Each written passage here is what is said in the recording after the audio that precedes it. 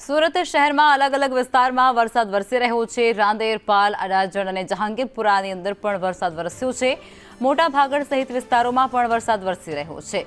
સુરતમાં એક વિરામ બાદ ફરી એકવાર વરસાદ વરસવાનો શરૂ થયો છે। સુરતમાં ફરી એકવાર મેઘરાજા જતા જતા ધબધબાટી બોલાવી રહ્યા છે અને અનેક વિસ્તારો, ગ્રામ્ય વિસ્તારો અને શહેરી વિસ્તારોમાં પણ મેઘરાજા મન મૂકીને વરસી રહ્યા હોય તેવું લાગી રહ્યું છે।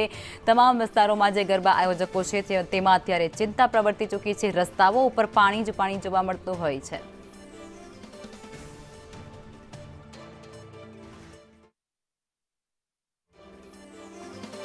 સુરતમાં ફરી મેઘરાજાનું આગમન થયું છે। શહેરના અલગ અલગ વિસ્તારોમાં વરસાદ વરસી રહ્યો છે। ત્યારે ખાસ કરીને શહેરના રાંદેર, અડાજણ, પાલ, જહાંગીરપુરા, જહાંગીરાબાદ, મોડા ભાગડ જેવા વિસ્તારોમાં વરસાદ વરસી રહ્યો છે। મોડી રાતથી જે છે ધોધમાર વરસાદ વરસી રહ્યો છે। ત્યારે ભારે પવન સાથે વરસાદની શરૂઆત થઈ હતી।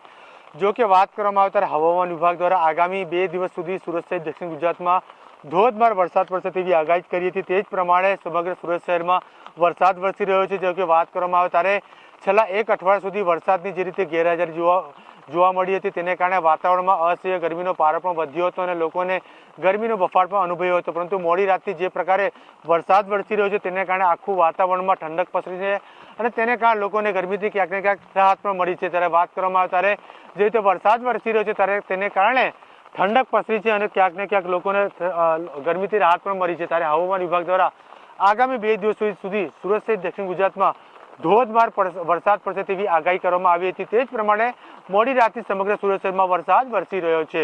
કેમેરામેન અજીત પટેલ સાથે જયેન્દ્ર પાંડે, સંદેશ ન્યૂઝ, સુરત।